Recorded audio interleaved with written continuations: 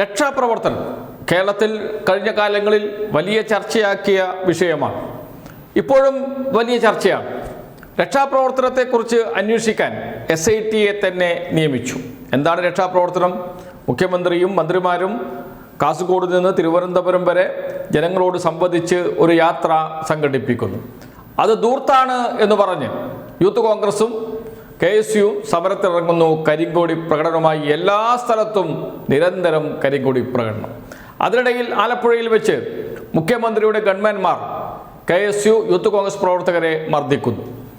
അതിനു മുമ്പ് പഴയങ്ങാടി വെച്ച് നടന്ന KSU യൂത്ത് കോൺഗ്രസിൻ്റെ കരിങ്കൊടി പ്രകടനത്തെക്കുറിച്ച് മുഖ്യമന്ത്രിയോട് ചോദിച്ചപ്പോൾ മുഖ്യമന്ത്രിയായിരുന്ന പിണറായി വിജയൻ പറഞ്ഞു, അതൊരു രക്ഷാപ്രവർത്തനമായിരുന്നില്ലേ, വണ്ടിക്ക് മുന്നിലേക്ക് ചാടി വീഴുന്ന ആളുകളെ പിടിച്ചു മാറ്റുകയല്ലേ ചെയ്തത് എന്നും.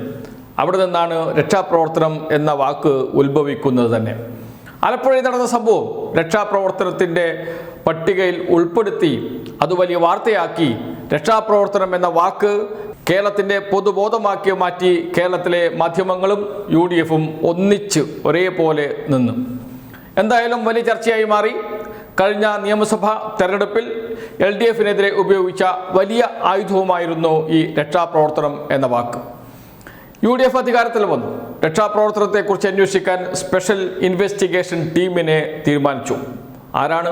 TP ചന്ദ്രശേഖരൻ വധക്കേസ് അന്വേഷിച്ച ഷൗക്കത്ത് അലിയെ തന്നെ അതിൻ്റെ അന്വേഷണ സംഘത്തിൻ്റെ SITയുടെ തലവനായി നിയമിച്ചു. അദ്ദേഹം ആലപ്പുഴ ക്രൈംബ്രാഞ്ചിലാണ്. അതുകൊണ്ട് തന്നെയാണ് അദ്ദേഹത്തെ തലവനാക്കിയത് എന്നാണ് സർക്കാർ നൽകുന്ന ഔദ്യോഗിക ഭാഷ്യം.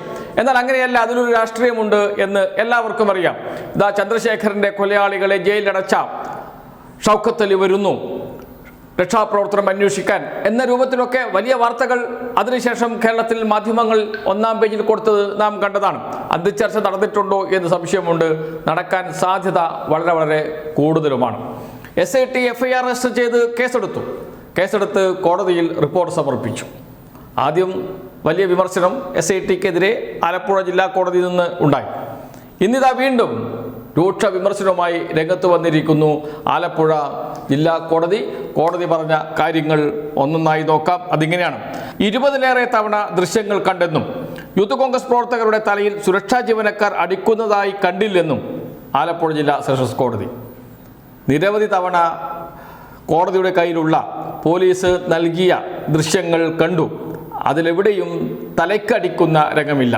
തലക്കടിച്ചാൽ മാത്രമേ നരഹത്യാ കുറ്റം നിലനിൽക്കുകയുള്ളൂ.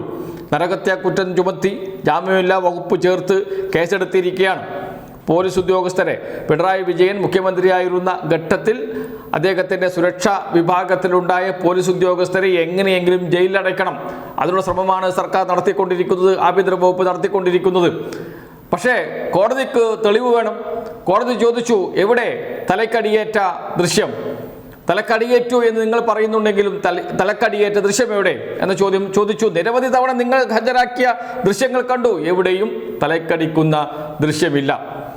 മരണം സംഭവിക്കാവുന്ന ഗുരുതര പരിക്കാണ് യൂത്ത് കോൺഗ്രസ് KSU പ്രവർത്തകർക്കും നേതാക്കൾക്കും ഉണ്ടായത് എന്നാണ് SIT പറഞ്ഞത്. കോടതി ചോദിച്ചു, അങ്ങനെയാണെങ്കിൽ ആശുപത്രിയിൽ ചികിത്സയ്ക്ക് പോയിരുന്ന ഡോക്ടർമാർ അക്കാര്യം എഴുതി വെക്കേണ്ടേ? എവിടെയും അക്കാര്യം പറയുന്നില്ലല്ലോ ഡോക്ടർമാർ. ഡോക്ടറുടെ മൊഴിയെടുത്തപ്പോഴും അക്കാര്യം പറയുന്നില്ലല്ലോ എന്ന ചോദ്യം തിരിച്ചു ചോദിച്ചപ്പോൾ അഭിഭാഷകർക്ക് മിണ്ടാട്ടമില്ല. സർക്കാർ അഭിഭാഷകൻ ഉരുണ്ട് കളിച്ചു എന്നാണ് പുറത്തു വരുന്ന വാർത്തകൾ.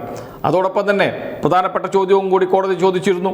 അത് മറ്റൊന്നുമല്ല, പ്രതികൾക്കെതിരെ 308-ാം വകുപ്പ് ഉണ്ടെന്ന് പറയുന്ന റിപ്പോർട്ട് രാവിലെ സമർപ്പിക്കാതിരുന്നത് എന്തുകൊണ്ടാണ്? കോടതിയിൽ കേസ് പരിഗണിക്കുന്നു. പ്രതികൾ ഹാജരാകാൻ തയ്യാറാണ്, കോടതിക്ക് മുമ്പാകെയും അന്വേഷണ ഉദ്യോഗസ്ഥർക്ക് മുമ്പാകെയും. എന്ന് വെച്ചാൽ പോലീസുകാർ, സുരക്ഷാ ഉദ്യോഗസ്ഥർ, മുൻ സുരക്ഷാ ഉദ്യോഗസ്ഥർ. എന്നാൽ കോടതിക്ക് മുന്നിൽ പെട്ടെന്ന് മറ്റൊരു റിപ്പോർട്ട് വരുന്നു, കൂടുതൽ വകുപ്പുകൾ ചേർത്തുകൊണ്ടുള്ള റിപ്പോർട്ട് വരുന്നു. എന്തുകൊണ്ടാണ് ആ റിപ്പോർട്ട് നേരത്തെ നൽകാതിരുന്നത്? ഇപ്പോൾ പെട്ടെന്ന് അത്തരമൊരു റിപ്പോർട്ട് എങ്ങനെയാണ് വന്നത്? ഈ ചോദ്യം ചോദിച്ചത് കോടതി തന്നെയാണ് അന്വേഷണ ഉദ്യോഗസ്ഥരോട്. പ്രതികൾ കീഴടങ്ങാൻ തയ്യാറായിരുന്നു.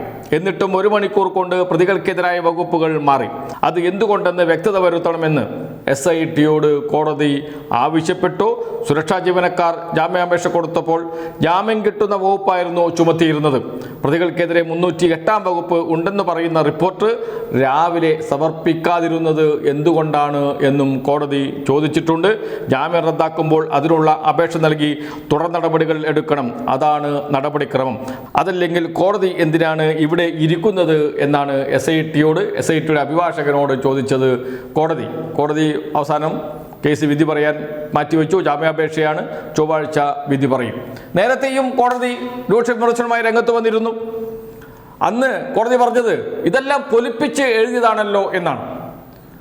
പോലീസിന്റെ SITയുടെ റിപ്പോർട്ട് വായിച്ച ശേഷം കോടതി പറയുകയാണ്, ഇതെല്ലാം നിങ്ങൾ പൊലിപ്പിച്ച് എഴുതിയതാണല്ലോ, എവിടെ രേഖ, എവിടെ തെളിവ്? ഇങ്ങനെ എന്തെങ്കിലും എഴുതിക്കൊണ്ടുവന്നാൽ കോടതിക്ക് പരിഗണിക്കാൻ കഴിയുമോ എന്ന ചോദ്യം നേരത്തെ ചോദിച്ചിരുന്നു. എന്ന് വെച്ചാൽ അന്വേഷണ ഉദ്യോഗസ്ഥർ കോടതി സമർപ്പിക്കുന്ന റിപ്പോർട്ടുകൾ മുഴുവൻ രാഷ്ട്രീയ ഉദ്ദേശം വെച്ച് എഴുതി ചേർത്തതാണ് എന്ന് പറയേണ്ടി വരും.